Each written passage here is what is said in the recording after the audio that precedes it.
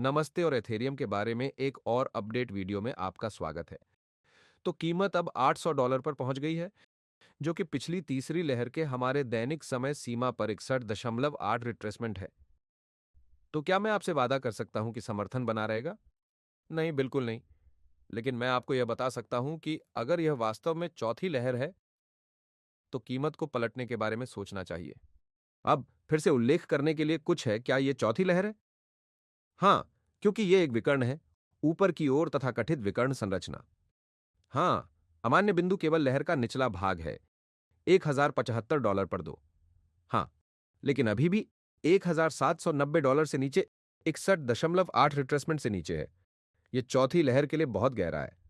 तो मेरा मतलब है, मुझे नहीं पता कि जब आप वीडियो देखते हैं, तो हो सकता है कि जब आप वीडियो देखें, तो हम पहले ही इससे नीचे टूट चुके हों। लेकिन वीडियो का फायदा आपको स्तरों के बारे में बताना होगा, क्योंकि इस समय बहुत ज्यादा अस्थिरता है। यह असंभव है जब तक आप हमारे पाठकों को वास्तविक समय के अपडेट के लिए फॉलो नहीं करते। तब तक यह असंभव होगा कि आप यह जान पाएं कि हाँ, की चीजें बदल जाएंगी। आप जानते हैं, चीजें आगे बढ़ेंगी। तो 1790 यहां मुख्य समर्थन है, जो अभी भी उस स्तर से नीचे है, और यह महत्वपूर्ण है। अगर हम 1790 से नीचे टूटते हैं, मैं बस इतना कहना चाहता हूं कि हम सही कर रहे हैं। अभी तक मैंने कम की पुष्टि नहीं की है। इसलिए अगर हम कैट के दो स्तरों के समर्थन से नीचे जाते हैं, तो हम वहां ओवरलैप करेंगे। तो यह अच्छा है, तो हम उसे हटा सकते हैं। अगला समर्थन 1436 है। 1436 यह अगला फिबोनाची समर्थन स्तर होगा, और यह संभावित लहर के लिए एक गहरा पुलबैक होगा। यह एक अलग परिदृश्य है। तो अब हम उस बिंदु पर हैं जहां रास्ता 4 को घूमना चाहिए। लेकिन इसके लिए कोई संकेत नहीं है, या कोई संकेत नहीं है। इसलिए इस बिंदु पर यह अधिक संभावना है कि हम शायद 1436 का भी परीक्षण करने जा रहे हैं। अब मैं यहां कुछ अतिरिक्त स्तरों पर भी ध्यान देना चाहूंगा। वीआर ईवीपी, जो 1620 के आसपास महत्वपूर्ण है, यह नियंत्रण का बिंदु है, और यह वह स्तर है जहां कीमत को पिछले ट्रेडिंग क्षेत्र में संरचनात्मक समर्थन से कुछ समर्थन मिल सकता है। लोकप्रिय मूल्य स्तर विशेष रूप से यहां 16 से 1640 के आसपास। इसलिए 1790 से नीचे कोई भी ब्रेक इसे 1640 और फिर 1436 और फिर 1254 पर भेज देगा। मेरा मतलब है, ये वे समर्थन स्तर हैं जहां कीमत उलटफेर का प्रयास कर सकती है। लेकिन ईमानदारी से कहें तो हमें पहले एक संकेत देखना होगा।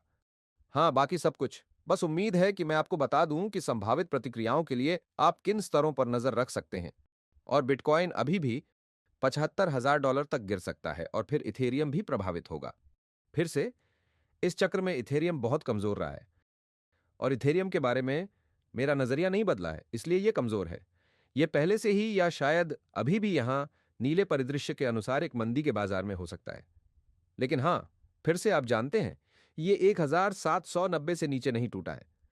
इसलिए मैंने आपसे पहले कहा था, अगर ऐसा होता है और यह एक निरंतर ब्रेक है, तो यह संकेत देगा कि हम नीले परिदृश्य में हैं। लेकिन हम देखेंगे कि अगले 1 या 2 दिन क्या होता है।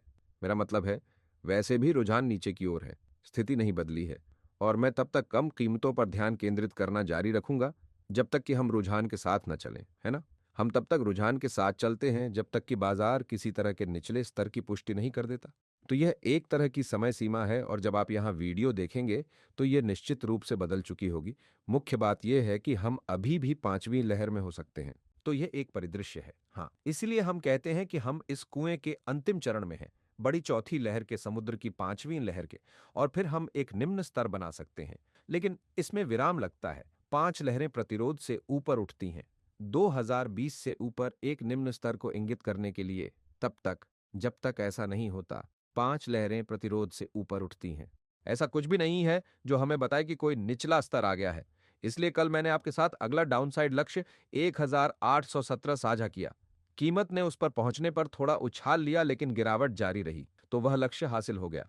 आप में से जो लोग वास्तव में शॉर्ट साइड पर इस पर व्यापार कर रहे हैं, जो आपको बताता है, मैं ये नहीं कहना चाहता कि यह समझ में आता है।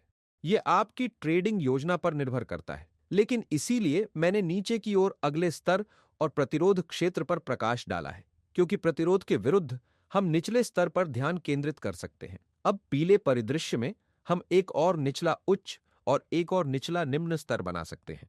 इसलिए यह समझना महत्वपूर्ण है कि प्रतिरोध है और उसके विरुद्ध हम निचले स्तर पर ध्यान केंद्रित कर सकते हैं। हमें ठीक करना होगा। और यह 20-20-20-20 डॉलर से ऊपर एक ब्रेक लेता है, जो दर्शाता है कि कम है। हाँ, ये ऊपरी शरीर प्रमेय है। आशा है कि आपको अपडेट पसंद आया होगा। अगर आपको पसंद आया तो कृपया लाइक बटन सेट करें, कमेंट और सब्सक्राइब करें और सदस्यता लें। और अगर आपको वास्तव में सामग्री पसंद है और कृपया केंद्र की सदस्यता देखें। बहुत बहुत धन्यवाद।